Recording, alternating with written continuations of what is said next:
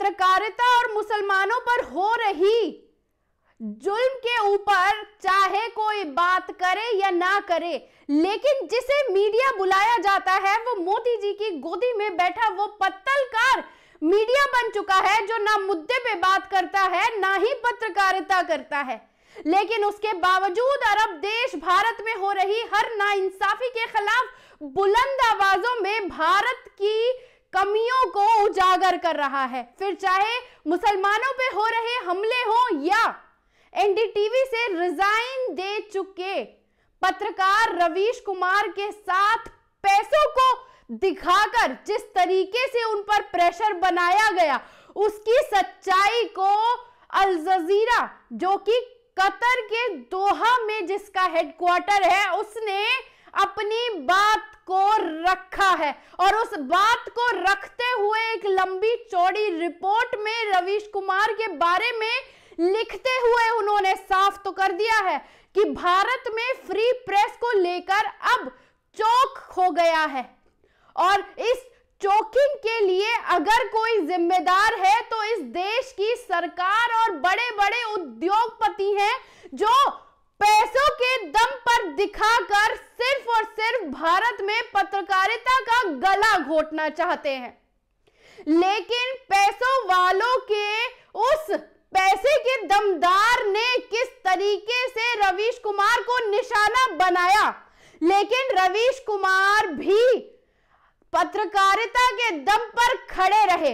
और जब उन्होंने एनडीटीवी छोड़ा तो उसके बाद सरकार को लगा था कि उनकी पॉपुलैरिटी में कमी आ जाएगी, लेकिन पॉपुलैरिटी में कमी तो छोड़िए, 2 दिन के अंदर जब लाखों सब्सक्राइबर उनके पास जुड़ गए और करोड़ों व्यूज उनके साथ जुड़ गए, तो सत्ता को आईना रवीश कुमार की सच्ची पत्रकारिता ने दिखा दिया।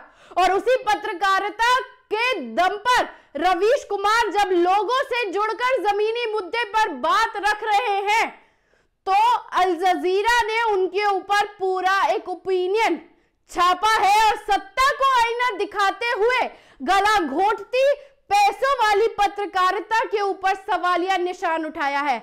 आप स्क्रीन पर दोस्तों देख रहे होंगे कि किस तरीके से अल जजीरा ने ओपिनियन के बारे में अपना एक पूरा आर्टिकल छापा है।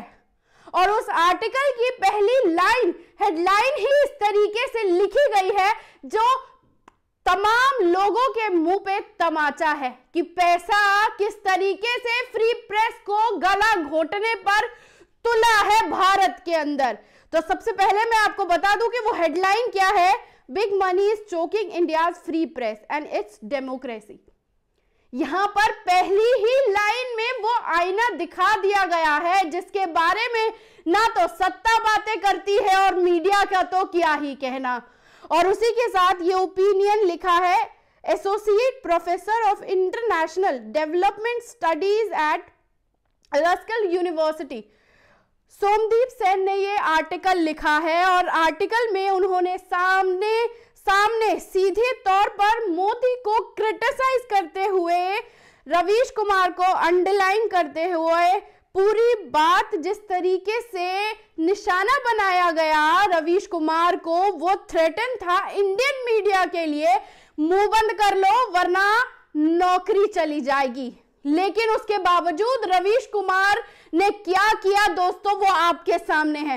रवीश कुमार नहीं झुके इस सत्ता के दबाव और उस पैसे के नाम पर जिसमें एनडीटीवी को गलत तरीके से हथिया लिया गया, ये कहते हुए कि हमारे पास पैसे बहुत है।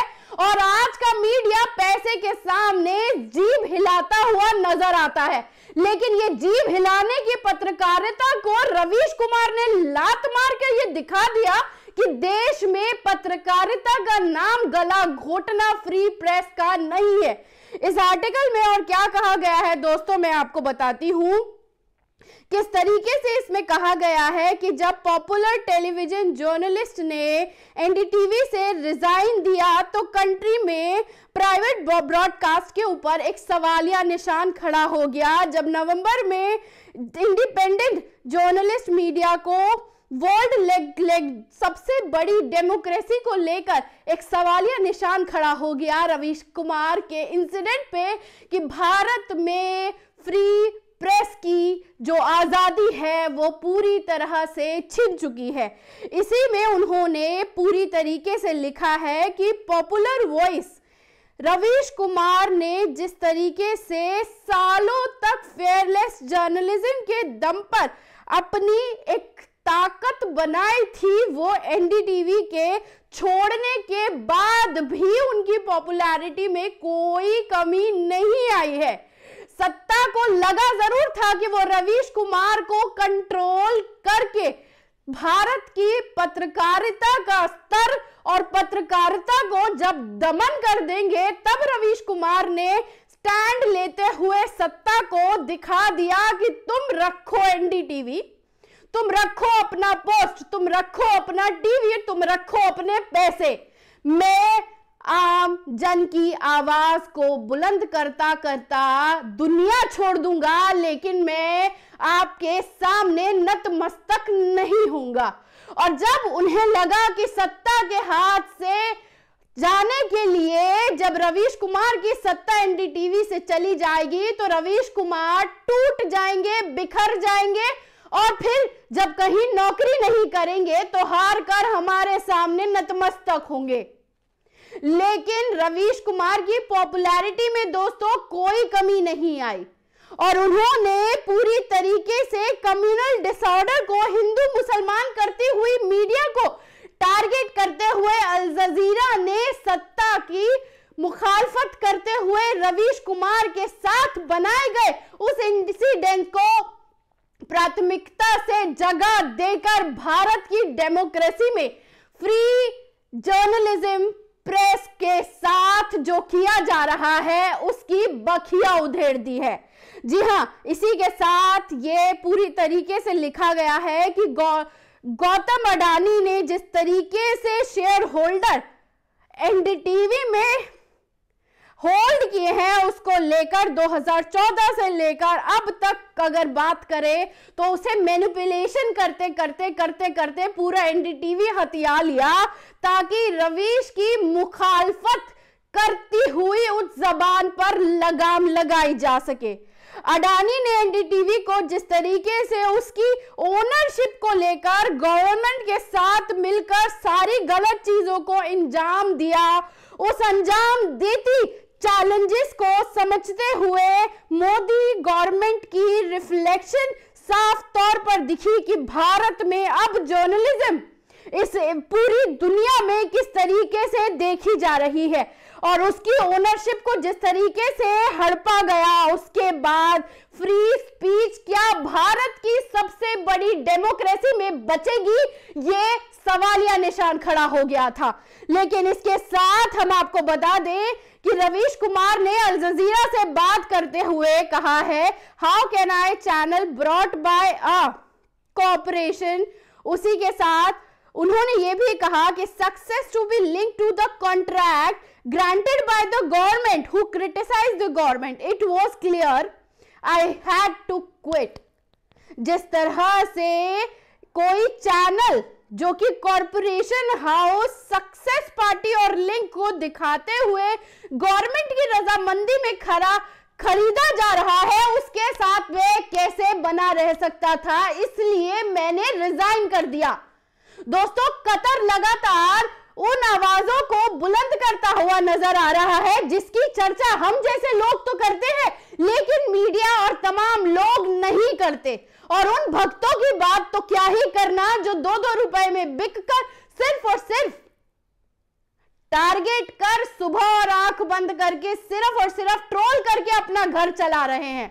लेकिन पत्रकारिता को अगर किसी ने बचा रखा है तो रवीश कुमार जैसे पत्रकार ने बचा रखा है। हम जैसे लोग अपने रिस्क पर आप तक सच्ची खबरों को पहुंचाने का काम करते हैं। बीते दिनों पत्रकारिता पर ऑल्टरनेटिव मीडिया किस तरीके से भूमिका को मजबूती से बनाकर अपने रिस्क पर काम कर रहा है, इसी को लेकर हम राहुल गांधी से मिले। हमने अपनी समस्याएं बताई, अपनी बात कही और वो वीडियो को सोशल मीडिया पर रखकर ये साफ कर दिया गया कि सत्ता जिस तरीके से अपनी टेढ़ी आंख अब इन चैनलों के बाद हम पर रखी हुई है, उन्हें भी चेत जाना जरूरी है। भारत दुनिया की सबसे बड़ी डेमोक्रेसी है और डेमोक्रेसी का मतलब तानाशाही नहीं होती है। और जब तानाशाही एनडीटीवी के स्तर पर करने की कोशिश की गई तो रवीश कुमार ने इस्तीफा देना सही समझा। और उसके बाद जब उन्हें लगा कि ये नेस्ते नाबूद कर दिए जाएंगे, दबा दिया जाएगा और इनको सोशल मीडिया से भी खदेड़ दिया जाएगा, तो रवीश कुमार और सच्ची पत्रकारिता को सपोर्ट करने वालों ने सत्ता के मुंह पे जो तमाचा जड़ा है वो रवीश कुमार की वो फैन फॉलोइंग है, जो उनको जाकर सपोर्ट करके करोड़ों और लाखों रूप में सब्सक्राइबर, फैंस, ज्वाइन के रूप में सत्ता को आईना दिखा चुकी है। तो आखिर में सच्चाई यही है कि सत्ता तानाशाही करके चाहे जितना ही मनमानी कर ले, लेकिन भारत की डेमोक्रेसी सबसे बड़ी डेमोक्रेसी है और आप उसको तानाशाह के रूप में नहीं चला सकते। और कतर के इस आर्टिकल में भी सत्ता की नीयत और बदनीति के साथ तानाशाह पर ही पूरी तरह से हमला कर आईना दिखाया गया है। कैसी लगी ये रिपोर्ट? कमेंट बॉक्स में आकर अपनी राय देना ना भूलिएगा। शुक्रिया।